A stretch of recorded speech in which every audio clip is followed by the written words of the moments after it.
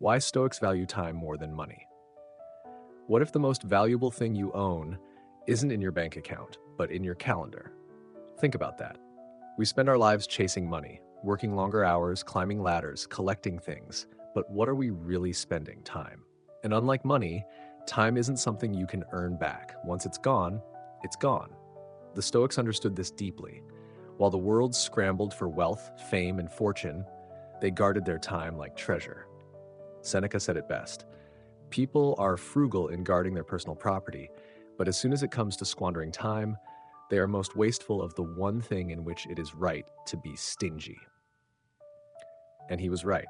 We get upset if someone scratches our car. We panic if we lose our wallet. But we casually scroll away hours, say yes to things we don't mean, and spend our days on autopilot as if they'll go on forever. But time is your most precious currency, and unlike other currencies, you don't know your balance.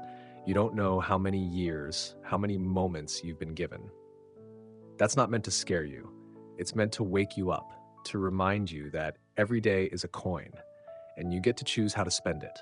Will you invest it in people you love, in work that fulfills you, in moments that make you feel alive? Or will you let it slip through your fingers, chasing things that don't matter? The Stoics didn't tell us to fear death. They told us to honor life, to stop postponing what's meaningful, to stop treating someday as a promise. Because someday isn't on the calendar, but today is. And today is enough. So maybe the richest person in the room isn't the one with the biggest paycheck, but the one who's most present, most intentional, most alive. The one who treats each minute like gold and spends it in alignment with their values. That person, that can be you, right here, right now. Because the clock is ticking, not to create pressure, but to create purpose. So choose wisely, live deliberately, and remember, the real currency of life is time. Spend it where it counts. You can lose money and earn it back. You can lose possessions and replace them. But time, once it's spent, it's gone forever. That's why the Stoics saw time not just as a resource, but as life itself. Seneca wrote, "It's not that we have a short time to live, but that we waste much of it." And maybe that's true. Maybe the problem isn't how little time we have, but how unaware we are of how we use it. We protect our passwords, we guard our savings, but our minutes, we give them away without a second thought. A 2-hour scroll here, a pointless argument there, a week spent chasing something that doesn't even matter to us. And yet, every moment we spend is a piece of our life we'll never get back. The Stoics remind us, don't just count your days, make your days count. Because time isn't just passing, you are. So what does that mean? It means we must become mindful of how we spend our attention. Because attention is time in motion. And where your attention goes, your life follows. Marcus Aurelius asked himself daily, are you doing what you came into the world to do?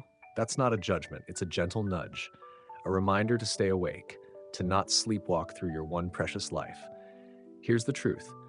You don't have time to do everything, but you do have time to do what matters.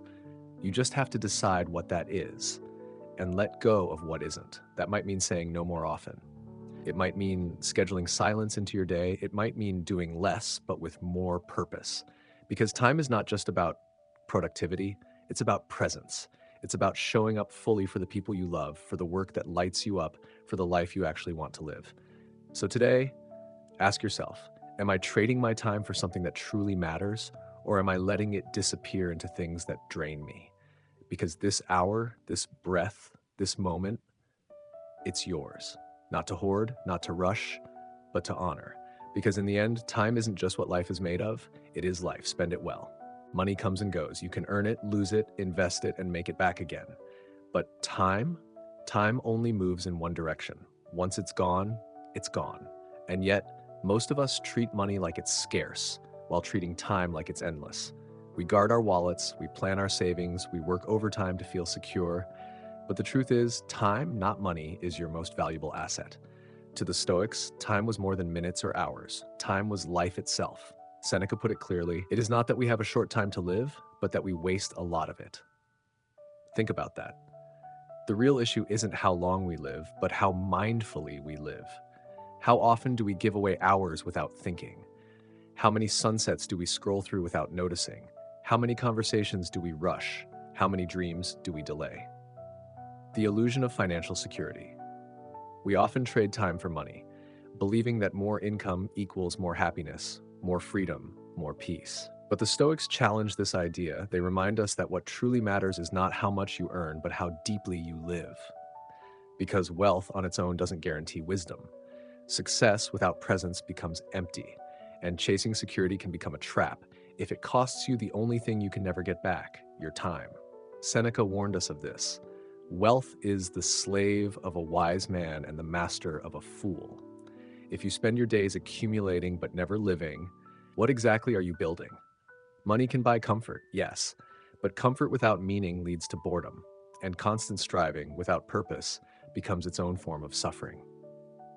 The Stoics ask us to look deeper. Are you working to live or just living to work? Are you trading your aliveness for the illusion of control? Because no amount of money can add an hour to your life. No bonus can buy back a missed moment. No promotion can replace lost peace.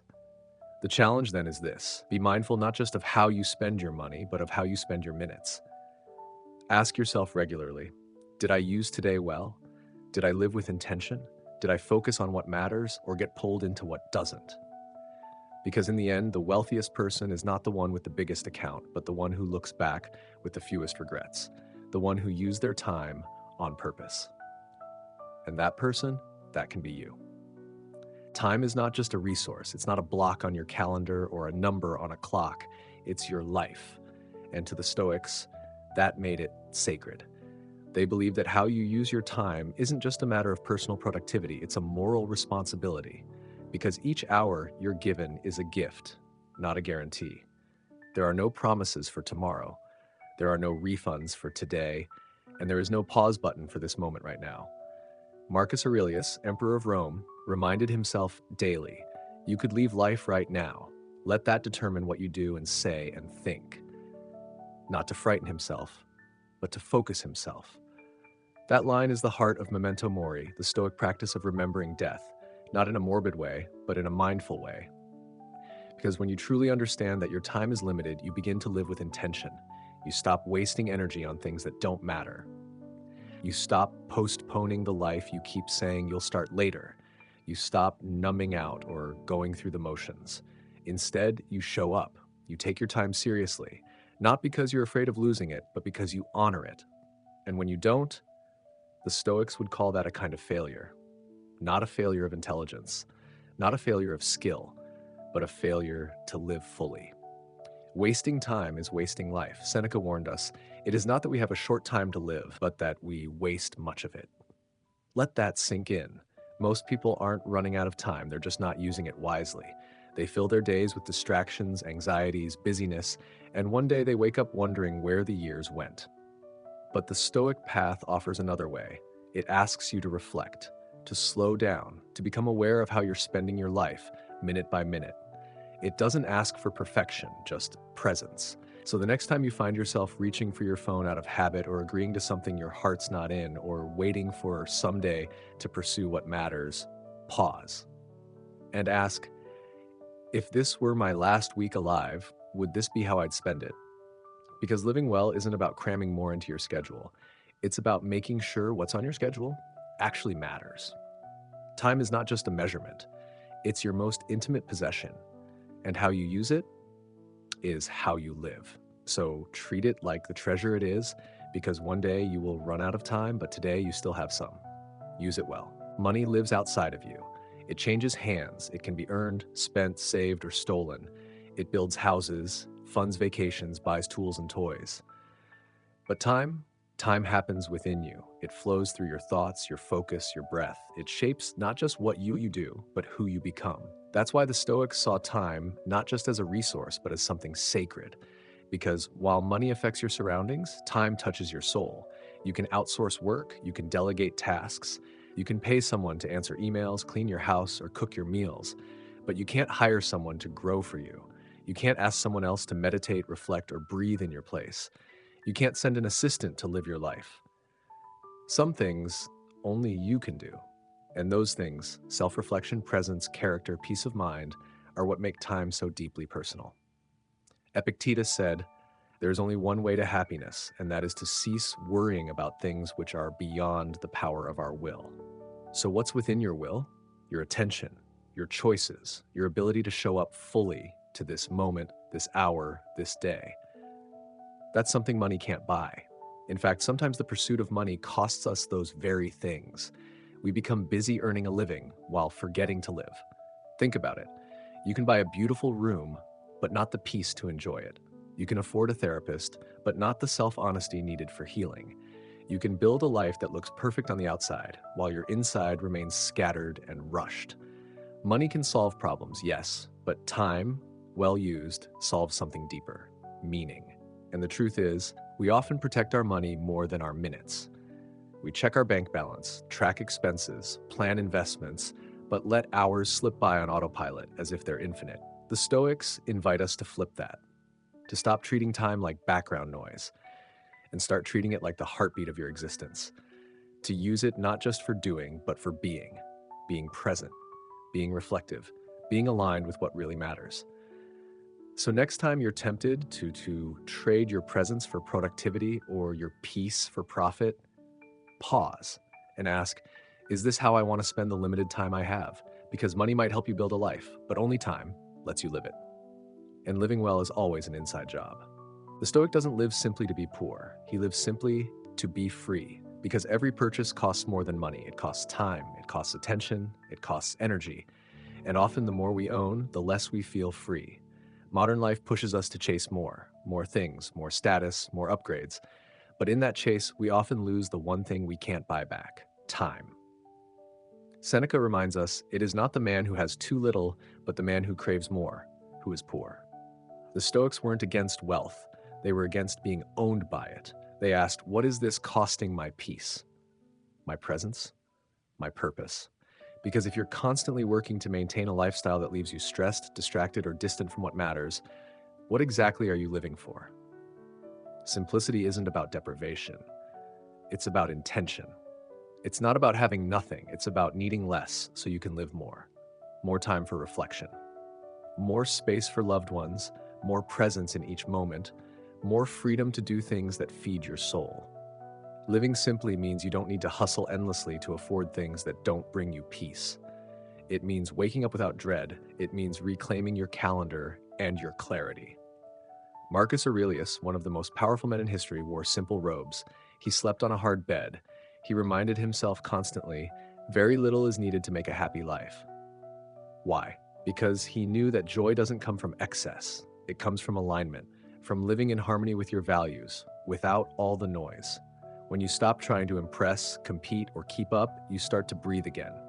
You start to notice life's quiet beauty, the sound of the wind, the warmth of tea, the look in someone's eyes when you're truly there.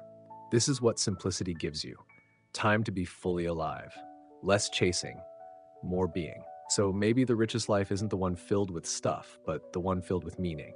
Maybe true success isn't measured by your possessions, but by how present you are in your own life. The Stoic path invites you to stop running, stop hoarding, stop overcomplicating, and start choosing what matters. Because when you live simply, you're not giving up anything essential. You're buying back your time, and with it comes peace, clarity, and the freedom to live as the wisest part of you knows you should. Here's a question worth sitting with. Are you investing your hours or spending them carelessly? Because every day is a transaction. You give time, you get something in return. Maybe it's progress, maybe it's presence, maybe it's just distraction. But make no mistake, you are always spending. And unlike money, time doesn't give refunds. It won't tell you when your balance is low. It just moves quietly, relentlessly forward. So how are you spending yours? Are your hours going toward things that truly matter to you? Are you making space for what feeds your spirit? Reflection, kindness, growth? Or are you letting your time be hijacked by urgency, by noise, by other people's expectations? The Stoics believe this, that time spent wisely is life lived wisely, not in grand, flashy moments, but in small, intentional ones. A thoughtful conversation, a mindful breath, a journal entry at the end of a long day. These are the places where real wealth lives, not in your bank account, not in your resume, but in your days and how fully and honestly you live them. So maybe today is the perfect time to begin again, to stop drifting and start deciding, because your time is precious, and how you use it is who you become. Spend it well and spend it true.